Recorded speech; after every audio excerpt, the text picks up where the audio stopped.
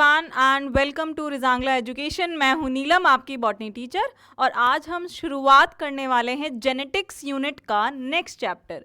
पहले वाला अपन कर चुके हैं जिसका नाम क्या है, प्रिंसिपल ऑफ इनहेरिटेंस। अब यहाँ पर क्या बात होने वाली है, क्या लिखा है, molecular basis of inheritance. Principle of inheritance से, उस चैप्टर से, जेनेटिक्स की उस फर्स्ट यूनिट से हमें ये समझ आता है कि इनहेरिटेंस क्या होता है और किन रूल्स एंड प्रिंसिपल्स के थ्रू वो होता है। इनहेरिटेंस कोई भी चीज़ यहाँ से वहाँ ट्रांसफ़र हो रही है, बट आपके ट्रक, गाड़ी और इधर इस पे नहीं चल रही है, वो क्या हो रहा है, लिविंग बीइंग्स में ट्रांसफ़र हो रही है। कौन से रूल्स, कौन सी शर्तों के ऊपर ऐसा हो रहा है, हमने पढ़ा था उस चैप्टर में। अब इस चैप्टर में हम क्या करने वाले कि exactly how that information is transferring at molecular level. मतलब क्या है इसका, बहुत सारे मतलब हैं कि अगर आपको ये देखना है कि जैसे कि कोई चीज़ इन्फॉर्मेशन ट्रांसफ़र हुई है ना, तो जब आप क्या देखते हो, ऊपर से देखोगे तो अगर आपने मैग्नीशियम रिबन को बर्न किया है तो आप ऊपर से देख रहे हो कि वो मैग्नीशियम रिबन बर्न हो रही है, ऑक्सीजन की प्रेजेंस में हो रही है, वो आपको दिखाई नहीं दे रही है, बट ऐसा हो रहा है। और मे बी स्मोक आ रहा है और कलर चेंज हो रहा है, जो भी होता है एग्जैक्टली। नाउ अब क्या है, जब आप उस रिएक्शन को लिखते हो तो आप क्या लिखते हो, Mg+O2 2MgO, राइट है ना, ऑक्सीडेशन दिखाते हो मॉलिक्यूलर लेवल पर, है ना। सिमिलरली हम वही इनहेरिटेंस को मॉलिक्यूलर लेवल पर, उसका मॉलिक्यूलर बेसिस समझना चाहते हैं। अब जब आपको मॉलिक्यूलर बेसिस समझना है तो आपको क्या करना पड़ेगा, आपको इसको बहुत ही डिटेल में और डीप लेवल पर जाना पड़ेगा बच्चों, ठीक है। तो स्टार्ट कर लेते हैं मेंडल की कहानी से। अगर आपको अपने मेंडल जी याद हैं तो आपको ये भी याद होगा कि उन्होंने 7 साल जो डिस्कवरी की थी पी प्लांट के ऊपर, अपने पी प्लांट की क्रॉप्स उगाई थी और उनके ऊपर स्टडीज़ की थी, तो वो उनकी स्टडी 1863 में कंप्लीट हुई थी, है ना। 1863 में वो स्टडी कंप्लीट हुई थी उनकी। अब देखो क्या होता है, 1863 में हमें प्रिंसिपल ऑफ इनहेरिटेंस की काफ़ी हद तक चीज़ों की शुरुआत हो चुकी थी समझने की, है ना। थोड़ा सेंटेंस फॉर्मेशन अलग हो गया है, लेकिन समझ जाओ, भावनाओं को समझो। अब यहाँ पर क्या हो रहा है, यहाँ पर ये चीज़ हो रही है कि आपको मॉलिक्यूल्स पे जाना है। तो आपको पता चला कि जीन्स नाम की कोई चिड़िया थी, और जीन किससे बने हुए हैं ये भी अब डिटेल में आप इस चैप्टर से पढ़ोगे, बट आपको पता है कि proper segment of DNA is known as, है ना, जीन, ठीक है। तो दैट सेगमेंट ऑफ डीएनए कहाँ से मिला, कैसे मिला, जेनेटिक्स प्रिंसिपल ऑफ इनहेरिटेंस में हम ये पढ़ चुके हैं कि क्रोमोसोम है, डीएनए है, जीन है, जीन इधर से उधर जंप कर गया, क्रोमोसोम में कुछ गड़बड़ आ गई, क्रोमोसोम सही है, क्रोमोसोम में म्यूटेशन हो गई, फलाना ढिमका बीमारियां बहुत सारी हो चुकी हैं, वो हमने पढ़ ली हैं। अब आप बोलोगे मैम, अगर यहाँ पे ये 1869 में यहाँ पर शुरुआत हुई इन चीज़ों की डिस्कवरी की, तो मैम मुझे ये बताओ कि उस टाइम पर कैसे पता चल गया। देखो, प्रिंसिपल हम पहले जान चुके थे, बट पैरेलल और बाकी स्टडीज पैरेलली चल रही थी। जैसे कि अगर आपको याद हो, स्टर्टीवेंट ने क्रोमोसोम को डिस्कवर किया, एक्स को, है ना, तो 1901 में किया था। तो मतलब क्या है, उस टाइम पर ये भी पैरेलल, इस एरा के बाद वो सारी चीज़ें हो रही हैं 1869 के बाद। अब यहीं पे आ जाती है डीएनए की बात, जो कि बहुत इंपॉर्टेंट चीज़ है। भूल जाओ क्रोमोसोम का स्ट्रक्चर, भूल जाओ what is gene, what is allele, यहाँ पे बात कर लेते हैं डीएनए। कभी सोचा है डीएनए को पढ़ने के लिए आ गए, बट कहानी क्यों शुरू हुई, कैसे पता चला कि ये डीएनए है, कैसे उसका हमें केमिकल नेचर पता चला, ये सब जानेंगे इस चैप्टर में। तो चलिए शुरुआत करते हैं। बहुत हो गया इंट्रोडक्टरी पार्ट। अब क्या हुआ, इन्होंने एक उल्लू को लिया, हाँ जी, देखो चलो उल्लू बना लेते हैं। कैसा बनाएं उल्लू, मुझे आता तो नहीं है पर मैं बना देती हूँ, ठीक है। ये तो बिल्ली लग जाएगी लग रहा है, उल्लू बना देते हैं, ठीक है। उल्लू की आंखें बड़ी बड़ी होती हैं, ऐसे ही होता है क्या, नहीं ऐसा तो नहीं होता है, पर देख लो ये आउल है, ठीक है। अब आउल की पस सेल्स में पस हो जाता है ना, देखा होगा आपने, इन्फेक्टेड सेल्स में इन्फेक्शन हो जाता है, पस होता है। तो आउल की पस सेल्स में क्या हुआ, डीएनए की डिस्कवरी हुई, ठीक है, आउल की पस सेल में डीएनए की क्या हुई, डिस्कवरी। ठीक है,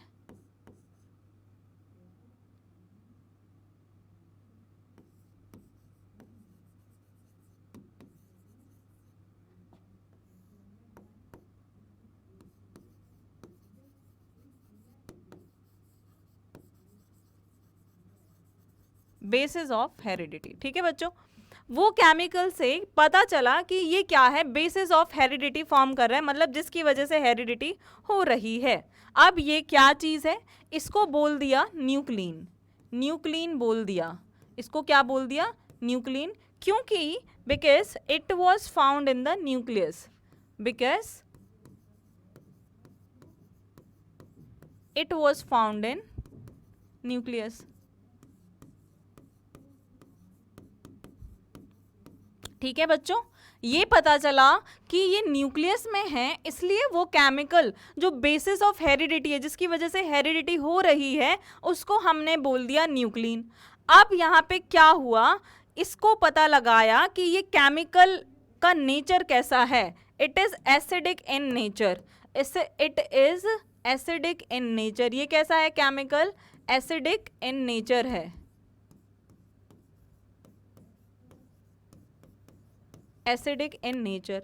अब ये एसिडिक इन नेचर है, तो इसको क्या बोल दिया हमने, इसको हमने क्या बोल दिया, न्यूक्लिक एसिड।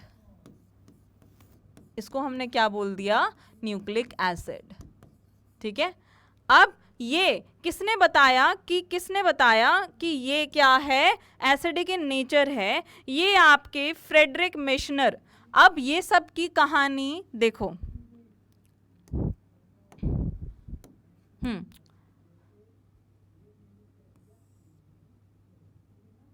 अरे एक सेकंड रुक जाओ बच्चों।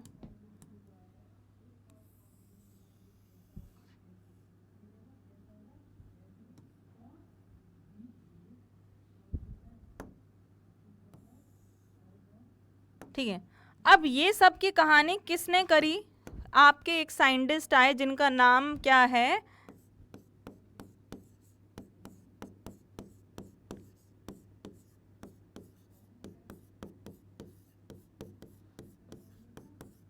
ठीक है। अब ये सब किसने डिस्कवर किया, फ्रेडरिक मिशर।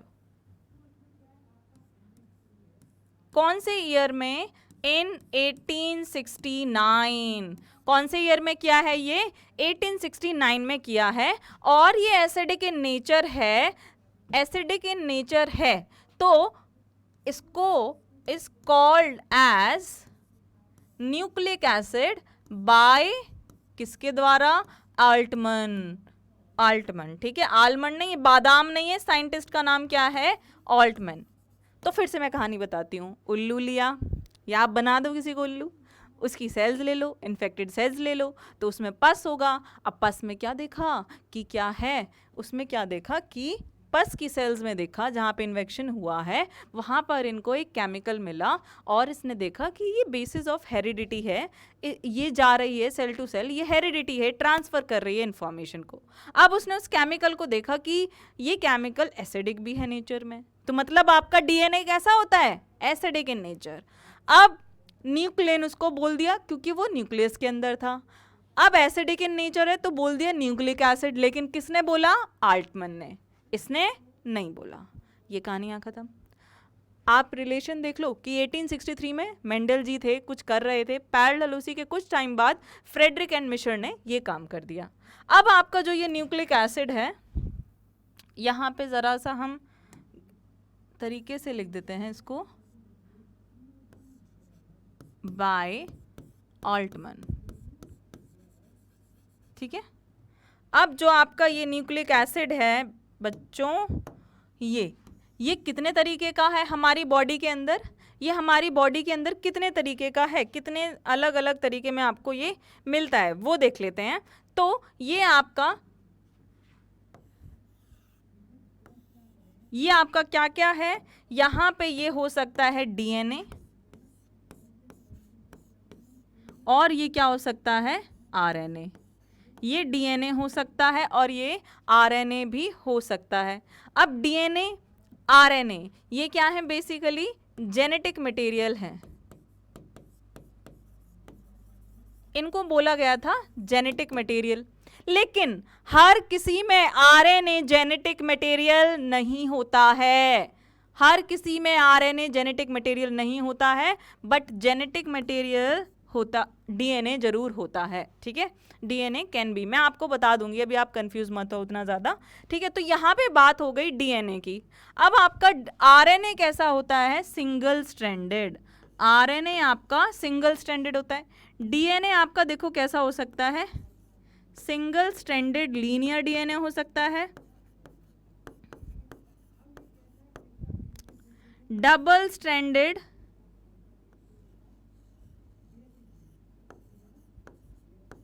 लीनियर डीएनए,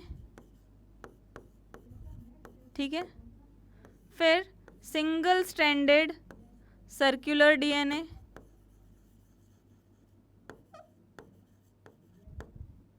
और या फिर double stranded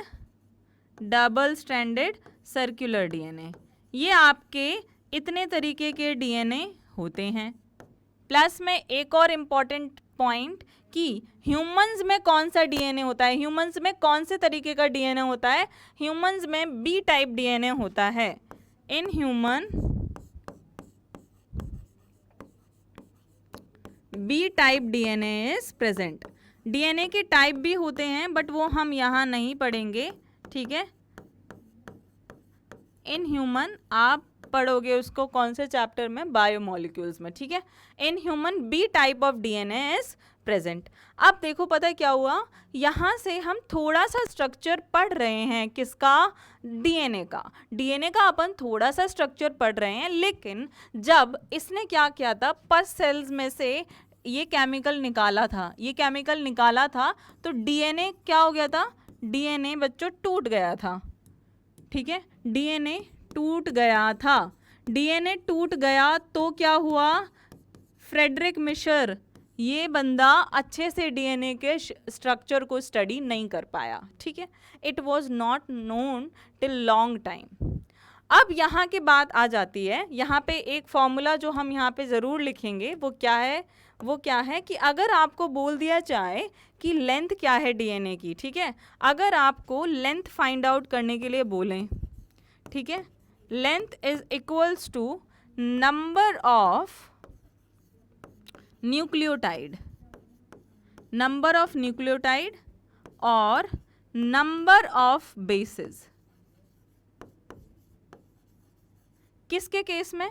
in case of single stranded linear DNA. ठीक है, ये single stranded DNA.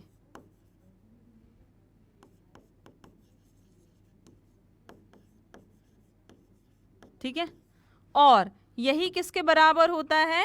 Number of base pair in case of double standard linear DNA, double standard linear DNA. ठीक है, ये यहाँ से इम्पॉर्टेंट चीज़ है जो आपको अपने साथ लेके जानी है। ये फॉर्मूला बहुत ही इम्पॉर्टेंट है और बहुत ही बेसिक क्वेश्चन इसके ऊपर आते हैं। ओके, ये बात हो गई कंप्लीट यहाँ पर, है ना? तो चलो आगे चलते हैं। अब हम बात कर लेते हैं कि किस ऑर्गेनिज्म में किस टाइप का डीएनए प्रेजेंट होता है। ठीक है, और कुछ बताना था? मैं यहाँ पे आपको कुछ बता रही थी शायद, नहीं, चलो मैं आपको एनसीईआरटी की लाइंस रीड करवा देती हूँ। यहाँ से देखो, I hope it is visible. आपको विजिबल नहीं है तो हम यहाँ पर एक काम कर सकते हैं। हाँ, इन द प्रीवियस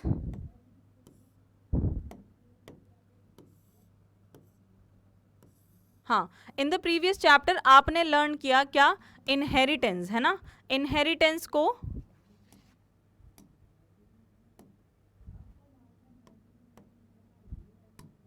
ठीक है, इनहेरिटेंस को and genetic basis of patterns को। ठीक है, अब आगे क्या होता है? मेंडल ने क्या किया? ये भी अलग दिक्कत है इसमें। हाँ, nature of putative genetic material was investigated, culminating in the realization that DNA deoxyribonucleic acid is the genetic material. Is it focusing और नॉट?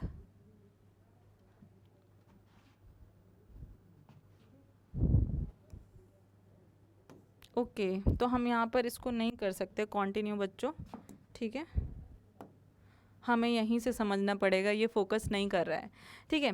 तो अब डीएनए जो होता है, यहाँ पे इम्पॉर्टेंट चीज़ क्या है कि जो आपका डीएनए है, डीएनए क्या है, पॉलीमर है किसका, न्यूक्लियोटाइड का। ये मैं आपको नेक्स्ट स्लाइड में ही बता देती हूँ। डीएनए क्या है,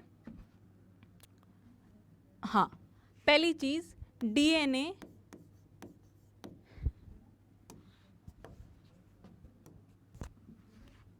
पॉलीमर ऑफ न्यूक्लियोटाइड,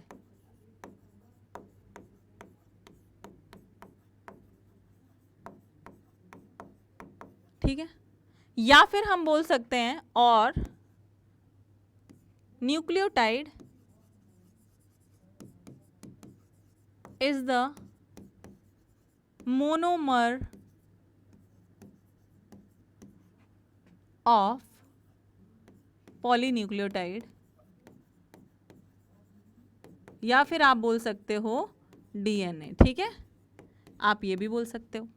अब अलग अलग ऑर्गेनिज्म में हम इनके नंबर को पढ़ लेते हैं, जितने सिर्फ एनसीईआरटी ने आपको दिए हैं सिर्फ आपको उतने ही पढ़ने। जैसे कि हम क्या कर सकते हैं इसमें,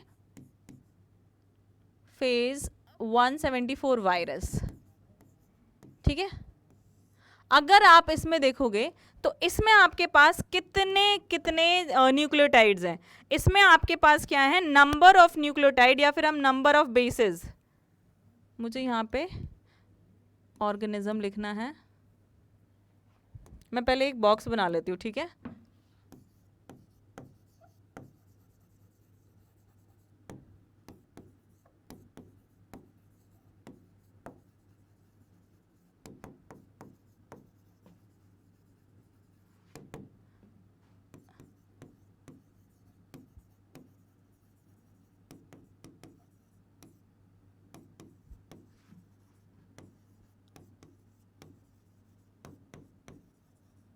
जिसको हम क्या बोलते हैं, बीपीएस, ठीक है, या फिर हम उसको क्या बोल सकते हैं, बीपीएस, बेस पेयर्स।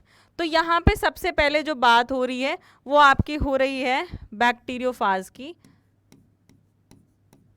ठीक है, हाँ, इसमें आपके पास सिंगल स्ट्रैंडेड क्या होता है, डीएनए या आरएनए। अब सबसे पहली बात बता सकती हूँ कि RNA can be the genetic material in case of viruses but not in case of any other cell of any organism, ठीक है, उसमें नहीं होगा, उसमें सिर्फ डीएनए होगा। ये लाइन मार्क कर लो कि RNA as a genetic material सिर्फ वायरसेस में मिल सकता है बट और किसी ऑर्गेनिज्म में नहीं। तो इसके पास क्या होता है, सिंगल स्ट्रैंडेड आपके पास डीएनए होता है और इसमें कितने नंबर ऑफ न्यूक्लियोटाइड या फिर बेस, है ना, इसके केस में बेस पेयर नहीं होगा तो आपके पास होता है 5386 बेस, ठीक है, या फिर और न्यूक्लियोटाइड।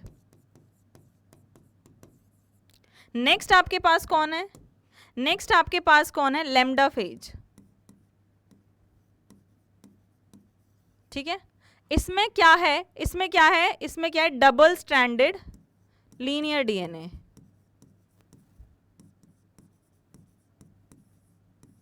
ठीक है, इस टाइप का। इसके पास कितने हैं, 40 आई गेस 4850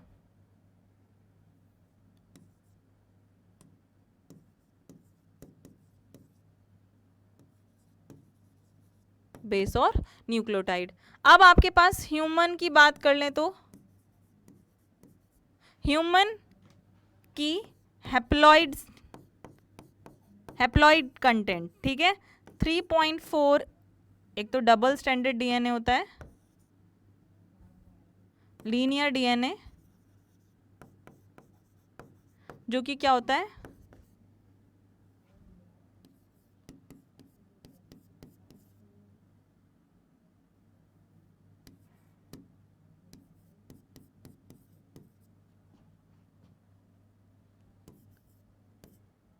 नाइन बेस, ठीक है, और अगर हमें डिप्लॉयड में निकालना है तो इसका हम क्या करेंगे, डबल यहाँ पर कर देंगे, ठीक है। अब आपके पास कोई और सेल बचती है क्या, लेट अस सी, हाँ, हमारे पास एक इकोलाई और बचती है। इकोलाई में डबल स्ट्रैंडेड सर्कुलर डीएनए होता है। इकोलाई में क्या होता है? डबल स्ट्रैंडेड सर्कुलर डीएनए, और इसमें 4.6 इंटू 10⁶ बेस पेयर। ठीक है, यहां पर भी बेस पेयर। और 2n में कितना हो जाएगा? 2n में हो जाएगा 3.3 इंटू 10⁻,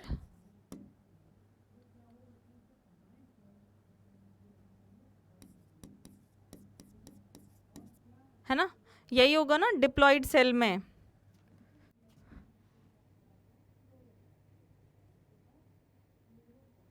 ठीक है, सही है। अब आगे चलते हैं नेक्स्ट स्लाइड के ऊपर। तो हम अब यहाँ पर क्या पढ़ने वाले हैं? डीएनए का स्ट्रक्चर। ठीक है, स्ट्रक्चर ऑफ डीएनए हम देख लेते हैं। स्ट्रक्चर ऑफ डीएनए,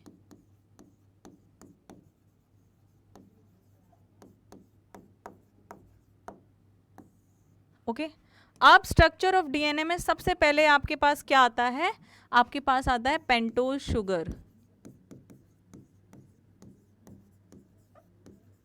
ठीक है, पेंटोज शुगर। पेंटोज शुगर आपकी क्या हो सकती है? राइबोज, और क्या हो सकती है? डीऑक्सीराइबोज। अब पेंटोज शुगर है मतलब 5 कार्बन शुगर है। ठीक है, जिसमें हम क्या कर सकते हैं?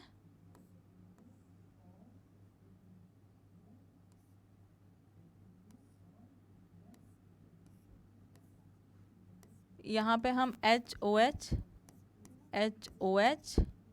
एंड HOH प्लस इधर H CH2OH। ठीक है, तो यहाँ पर ये 1 2 3 4 5th कार्बन। ओके,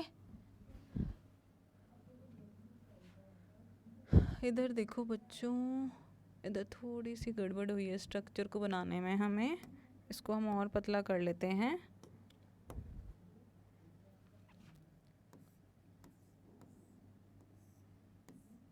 अब सही बनेगा। HOH। ठीक है, ये क्या हो गया? HOH again HOH HCH2OH। ठीक है, ये अब यहाँ पर क्या होता है? यहाँ पर सेकंड पोजीशन पर ये तो राइबोज है, इसमें 1 ऑक्सीजन इज लेस। ठीक है, तो यहाँ पे क्या बन जाएगा? ये अगेन HOH।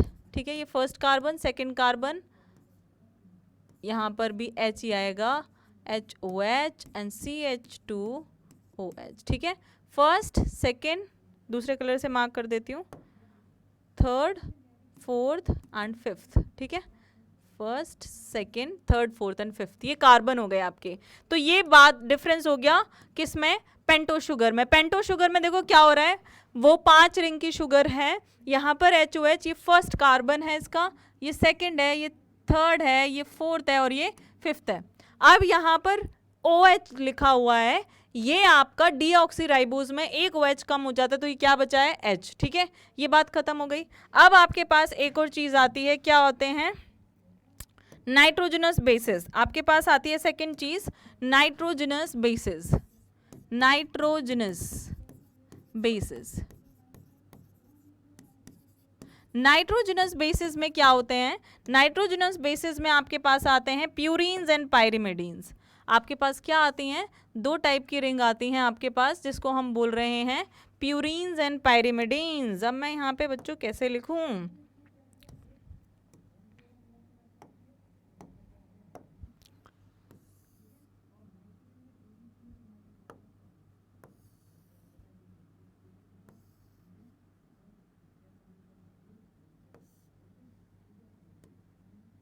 ओके,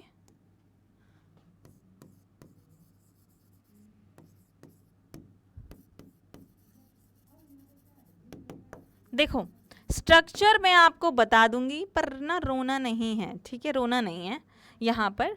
अब देखो ये पायरिमिडीन एक लंबी स्पेलिंग है ना, काफी सारे लेटर से बना है, तो आपको ये याद करना है कि ज्यादा नाइट्रोजनस बेसिस किस में होंगे, इसके अंदर। हमारे पास क्या है यहाँ पे, गुआनोसाइन, गुआनाइन, सॉरी साइटोसिन, साइटोसिन, यहाँ पे आपके पास आ जाता है यूरासिल, ठीक है, आपके पास यूरासिल आता है और थाइमीन आता है, ठीक है। ये आपके पास 3 इसके अंदर आते हैं, जिसको हम कैसे याद रख सकते हैं, पहले मैं इसके बताऊंगी आपको, तब आपको सही से याद करने में मजा आएगा। इसके पास अपने पास है एडिनाइन, एडिनाइन प्लस आपके पास क्या हो गया, गुआनाइन, ठीक है, गुआनाइन। इसको आप याद रखो पेग से, पेग मोटे मोटे, ये क्या गाना है ना कुछ ऐसे शायद से, ठीक है। तो आप इसे कैसे याद रख सकते हो, पैग से, ठीक है। अब आपने यहाँ पे क्या कर दिया, पैग ज़्यादा हो गया तो आपने क्या कर दिया, क्योंकि स्पेलिंग ज़्यादा है तो आपने क्या कर दिया, पैग को हमने क्या कर दिया, पैग को हमने कट कर दिया है, ठीक है। नेक्स्ट वाली स्पेलिंग ज़्यादा हो गई, मतलब पैग ज़्यादा हो गया तो हमने इसको क्या कर दिया, कट। अब आपको शायद ये याद रहेगा पेग एंड कट से, ठीक है, purine, adenine, guanine and pyrimidine, cytosine, uracil and thymine. Uracil आपका डीएनए में मिल जाता है, सॉरी आपका थाइमिडीन आपका डीएनए में मिलता है और यूरासिल आपका आरएनए में मिल जाता है, ठीक है। अब यहाँ पर क्या होता है, सेकंड चीज आपके पास आती है क्या बच्चों, थर्ड चीज आती है आपके पास क्या, फॉस्फोरिक एसिड, ठीक है, फॉस्फोरिक एसिड, फॉस्फोरिक एसिड, ठीक है, फॉस्फोरिक एसिड आ जाता है।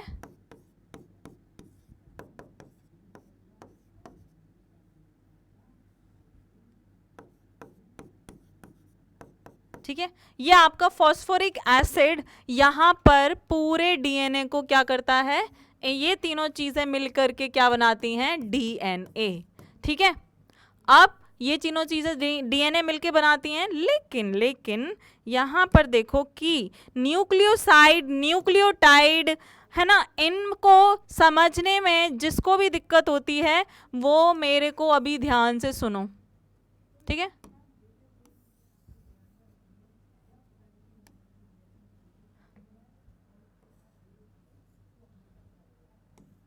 इसको सब ध्यान से सुनेंगे प्लीज, अभी ध्यान से सुनो आप लोग सारे इसे। ये हमने क्या कर दिया है, इसको थोड़ा सा छटा कर दिया, ओके।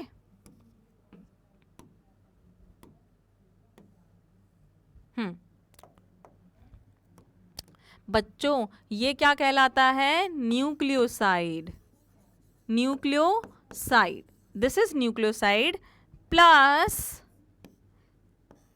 ये प्लस ये मिलके क्या बनाते हैं आपका DNA, nucleoside plus phosphate group मिलके क्या बनाते हैं, डीएनए, ठीक है। तो आपके देखो यहाँ पर क्या है, आपके पास डीएनए है, डीएनए किस किस से मिलके बना है, किस किस से, nucleoside plus phosphate group, okay. अब न्यूक्लियोसाइड किस किस से बना है, पेंटोज शुगर और नाइट्रोजनस बेस। देखो डीएनए को क्या याद रखना है, एनपी, फिर से हमें क्या रखना है, एनपी, ठीक है। पेन, देखो पेन पेन से याद करते जाओ, डीएनए आपका किससे बना है, पीईएन से, तो यहां पे आपको याद रखना है कि पेंटो शुगर, नोप याद रखना, ठीक है। और यहाँ पे आप याद रखना पेन, अगर आप याद रख सकते हैं तो आप ये कभी नहीं भूलेंगे। और इसके ऊपर भी क्वेश्चन आता है, न्यूक्लियोसाइड न्यूक्लियोटाइड से कंफ्यूज कर देते हैं और डेफिनेटली आप यहाँ पर इन चीज़ों को ज़रूर भूल जाते हैं। अगर अब हम रिंग्स की बात कर लें बच्चों इधर, ठीक है, तो ग्वानाइन और साइटोसाइन, ग्वानाइन और साइटोसाइन क्या है, 9 मेंबर्ड रिंग है। ये क्या है, 9 मेंबर्ड रिंग, कौन कौन, ये दोनों। ये क्या है, 6 मेंबर्ड रिंग है, 6 मेंबर्ड रिंग है, ठीक है बच्चों।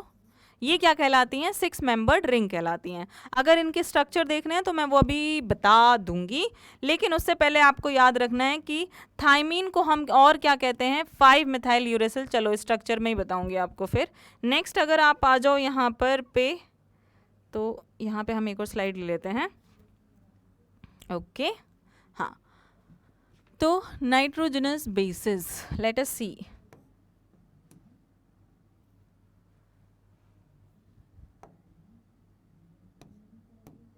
देखो अगर आरएनए है, ठीक है, तो हमारे पास क्या क्या चीज़ें हैं, तो हमारे पास क्या क्या चीज़ें हैं, हमारे पास है राइबोज शुगर,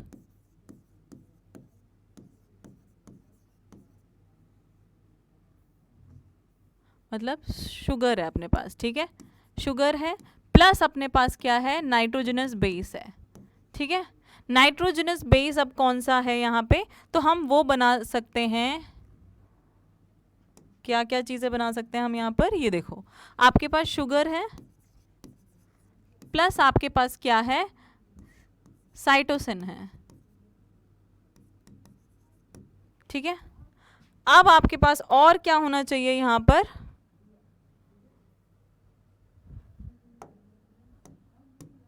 फॉस्फेट ग्रुप, ठीक है, फॉस्फेट ग्रुप,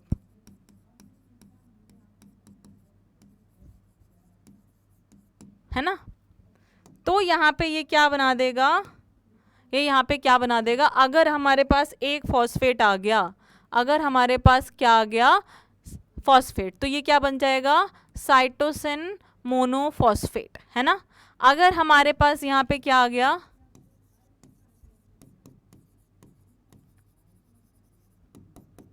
तो ये क्या आएगा, ग्वानाइन जीएमपी, ग्वानाइन मोनोफॉस्फेट, है ना। अगर यहाँ पर क्या आ गया, शुगर में क्या आ गया, यूरेसिल, ठीक है, तो हम क्या बनाएंगे यहाँ पे, यूएमपी, ठीक है, यूरेसिल मोनोफॉस्फेट। वैसे तो cytosine monophosphate, guanidine monophosphate, uridine monophosphate ऐसे बन जाएगा, यूरासिल मोनोफॉस्फेट। अब यहाँ पे और क्या बच गया, sugar plus adenine plus phosphate, तो एएमपी, ठीक है, एडिनाइन मोनोफॉस्फेट, है ना। अब अगर हम डीएनए की बात करें, इन केस ऑफ हम क्या करें, डीएनए की बात कर लेते हैं, तो डीएनए के केस में आपके पास क्या होगा, डीएनए के केस में, ठीक है, डीएनए के केस में देखो क्या होने वाला है, यहाँ पे देखो फटाफट, आपके पास क्या है यहाँ पे, शुगर, पर ये कौन सी शुगर है, डीऑक्सीराइबोज शुगर, प्लस साइटोसिन, ठीक है, प्लस फॉस्फेट, तो आपके क्या बन गया, डीऑक्सी, ठीक है, डीऑक्सी साइटोसिन मोनोफॉस्फेट, ठीक है, डीऑक्सोसाइटोसिन मोनोफॉस्फेट, डीऑक्सी, यहां पे क्या लगेगा, डीऑक्सी,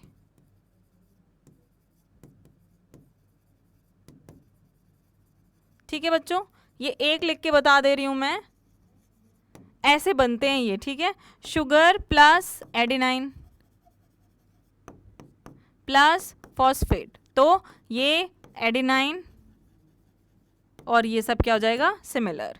यहाँ पे हम क्या रख देते हैं, थाइमीन, यहाँ पे यूरेसिल नहीं आएगा इन केस ऑफ डीएनए, यहाँ पे क्या हो जाएगा, थाइमिडीन, ओके। अब आपके पास एक और बच गया है ग्वानाइन, ठीक है, तो सेम चीज़ आप यहाँ पे इसके लिए भी फॉलो कर देंगे,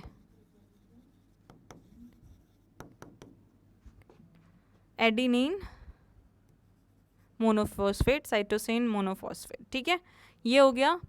अब बात कर लेते हैं हम स्ट्रक्चर्स की, तो देखो 9 मेंबर्ड रिंग कुछ कुछ ऐसी सी होती है,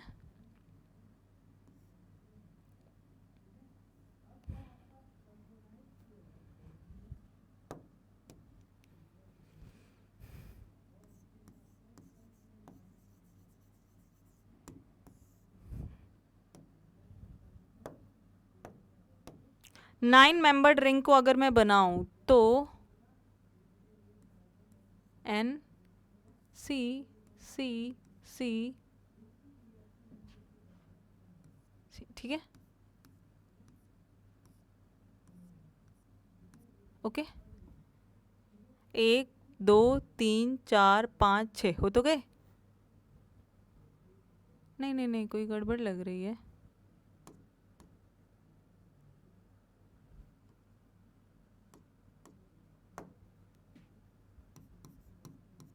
ठीक है, अब यहाँ से आप क्या करो, ज्वाइन कर दो N C C। ठीक है, ये क्या हो गई आपकी 6 7 8 9, 9 मेंबर रिंग हो गई। ठीक है, 9 मेंबर्ड रिंग क्या हो गई, ये हो गई है, ये 9 मेंबर्ड रिंग यहाँ पर हो गई। अब हमें क्या करना है इधर, सिमिलरली आपके प्यूरिन्स में ये 9 मेंबर रिंग होती है, 9 मेंबर रिंग। ओके, नेक्स्ट आपके पास क्या होते हैं, आपके पास होते हैं क्या, पायरिमिडीन्स। पायरिमिडीन में आपके पास क्या होती है, इतनी बड़ी रिंग नहीं होती है, सिर्फ 6 मेंबर्ड रिंग होती है। ठीक है, N C।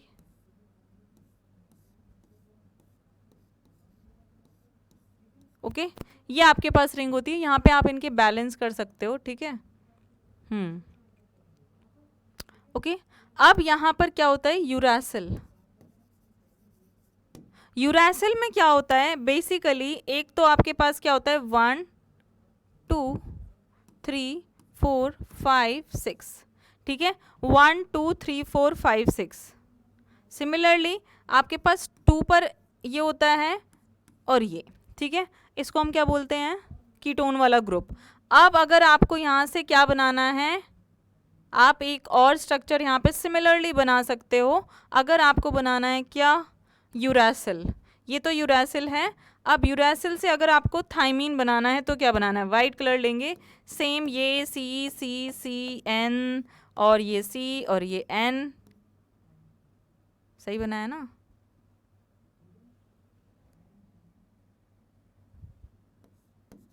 ठीक है, ये अब यहाँ पे क्या हो गया, सिमिलर केस में सिर्फ 5 मिथाइल यूरेसिल हो जाएगा। ठीक है, जिसको हम क्या बोल रहे हैं, थाइमीन, CH3 ये O और यहाँ पर ये O, ये 5 मिथाइल यूरेसिल, तो जिसको हम क्या बोल रहे हैं, थाइमीन, जिसको हमने क्या बोला यहाँ पर, थाइमीन। अब यहाँ पर इसी जगह पर आपको क्या करना है, आपके पास एडेनाइन में क्या होगा,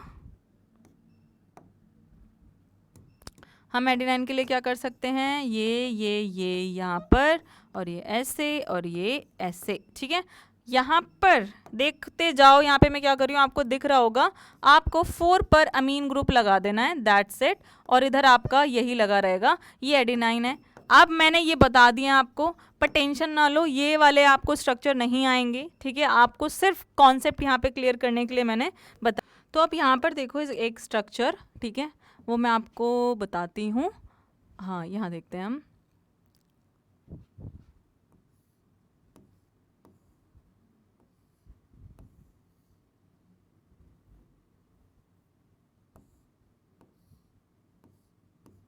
HOH, ठीक है, HOH HOH,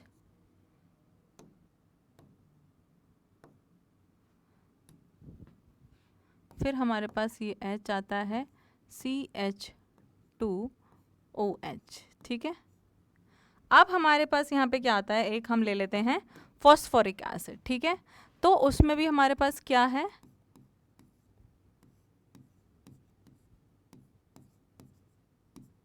ये। अब यहाँ पे क्या बनेगा, यहाँ पर बनेगा एक बॉन्ड, यहाँ पर एक बॉन्ड बनेगा, जो कि किसका बनेगा, ये देखो। अब यहाँ पर इस वजह से क्या होगा, रिमूवल ऑफ वाटर मॉलिक्यूल, ये क्या बनेगा, रिमूवल होगा किसका, वाटर मॉलिक्यूल का।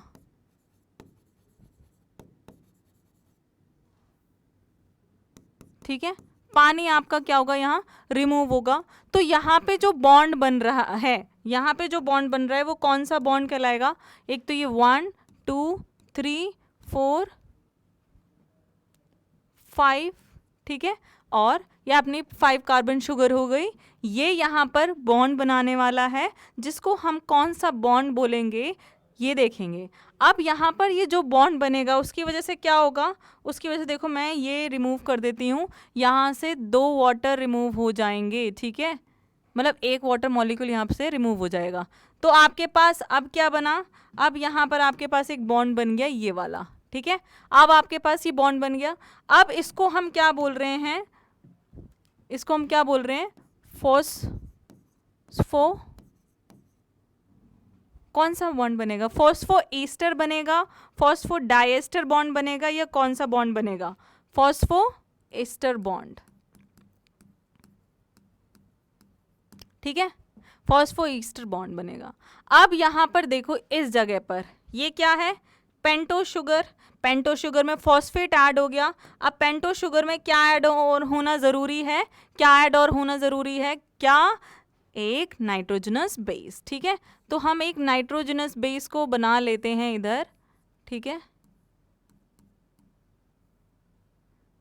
अब मैं यहाँ पर ना वो सब चीज़ें नहीं लिख रही हूँ, क्या सब चीज़ें नहीं लिख रही हूँ, 1 2,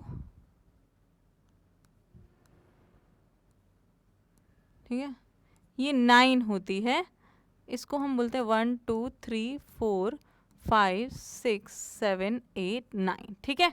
अब ये 9 और इस पर क्या बनेगा, बॉन्ड बनेगा। यहाँ पे आपका क्या है, नाइट्रोजन है, यहाँ पे आपका क्या है, ये रिमूव होगा, ठीक है। यहाँ से भी क्या रिमूव होगा, एक H2O, ठीक है। तो यहाँ पे जो बॉन्ड बनेगा यहाँ पे भी क्या होगा, वाटर का रिमूवल हो गया, और ये क्या है 1,9 ग्लाइकोसिडिक बॉन्ड, ग्लाइकोसिडिक बॉन्ड, ठीक है, ठीक है। अब ये क्या है, 5 प्राइम पे कार्बन है, ठीक है। अब ये क्या हुआ, यहाँ से सिमिलरली यहाँ पर एक और क्या होगा, यहाँ पर हम क्या करेंगे, फिर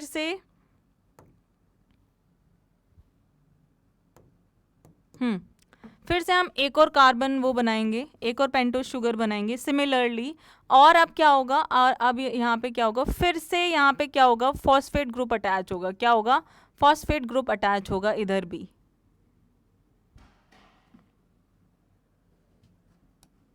ठीक है। यहाँ पे फिर से क्या होगा, फॉस्फेट ग्रुप अटैच होगा इसके बीच में, और यहाँ पर से फिर से इसके बीच में क्या आएगा, एक फॉस्फेट ग्रुप आएगा, ठीक है। ये लिंकेज यहाँ पे फिर से बनेगा, और फिर से आपका CH2 यहाँ रह जाएगा, और ये फिर से ऐसे ऐसे एक और आपकी चेन बनती जाएगी। फिर यहाँ पर आपके और एक नाइट्रोजनस बेसिस है, फिर सिमिलरली यहाँ पे होगा। अब देखो, अब फॉस्फो डाइएस्टर बॉन्ड किसको कहते हैं, ये तो हो गया फॉस्फो ईस्टर बॉन्ड। अब यहाँ पे फॉस्फो डाइएस्टर बॉन्ड किसे कहते हैं, इस वाले को कहते हैं। ये देखो यहाँ पर फिर से मैं बना देती हूँ, एक ये POH, ठीक है, यहाँ पर ये, यहाँ पर ये, यहाँ पर OH, यहाँ पर क्या आ जाएगा, OH, CH2, HOH, HOH and HOH। ये फिर से एक शुगर हो गई, शुगर मियोटी हो गई दूसरी वाली। अब ये आपके पास क्या है, यहाँ पे देखते जाओ, मैं अब रिमूव कर दूंगी तो फिर आपको ये सब दिखेगा नहीं, ठीक है। यहाँ से हम क्या करेंगे, एक पानी हमारा यहाँ से गायब होगा, एक मॉलिक्यूल, और एक मॉलिक्यूल ऑफ वाटर हमारा कहाँ से गायब हुआ, यहाँ से, ठीक है, ये गायब हो गया। तो यहाँ पे अगर हम देखें तो यहाँ पे सिर्फ आपका क्या बॉन्ड बन रहा है, अगर मैं इसको यहाँ पे निकाल के रखूँ साइड में, तो आपका क्या बॉन्ड बन रहा है, ये आपको दिखाई दे रहा है कहीं ना कहीं, ठीक है, आपको ये दिखाई दे रहा है,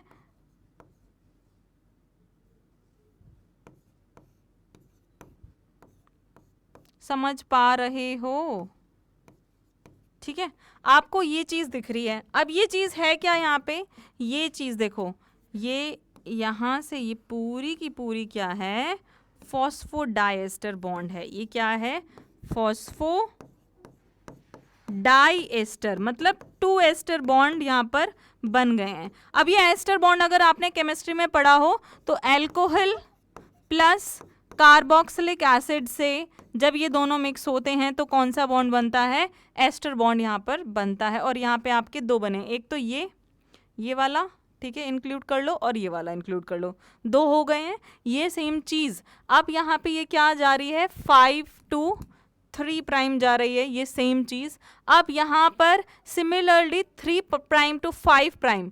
अब इस तरफ क्या होंगे, नाइट्रोजनस बेसिस होंगे, नाइट्रोजनस बेसिस शुगर मियोटी, और यहाँ पे क्या होगा, फॉस्फेट ग्रुप यहाँ पर अटैच होते जाएगा। फिर शुगर, ठीक है, फिर नाइट्रोजनस बेस, फिर यहाँ पे हमारा फिर से फॉस्फेट ग्रुप, और सिमिलरली ये आपका अब उस तरीके से इनके बीच में ज्वाइन बनाता जाएगा। अब एडेनाइन होगा और यहाँ पे थाइमीन, तो 2 बॉन्ड से जुड़ेगा। यहाँ पे ग्वेनाइन होगा और साइटोसिन, तो आपका 3 हाइड्रोजन बॉन्ड से जुड़ेगा, 3 हाइड्रोजन बॉन्ड, ठीक है, और यहाँ पे 2 हाइड्रोजन बॉन्ड से। इस चीज़ को हम डिस्कस कर लेंगे, कोई दिक्कत नहीं है बिल्कुल भी, ठीक है, ये चीज़ तो हम डिस्कस करते जाएंगे। अब मैं आपको कुछ डायग्राम्स के थ्रू समझा देती हूँ। ये देखो, ये आपका फॉस्फेट, फॉस्फेट होने के बाद यहाँ पर और क्या चीज़ है, ये आपका शुगर हो गया, ये आपका एडेनाइन। अब सिमिलरली यहाँ पे थाइमीन हो जाता, फिर यहाँ पे शुगर हो जाती है, और फिर आपका क्या हो जाता है, फॉस्फेट।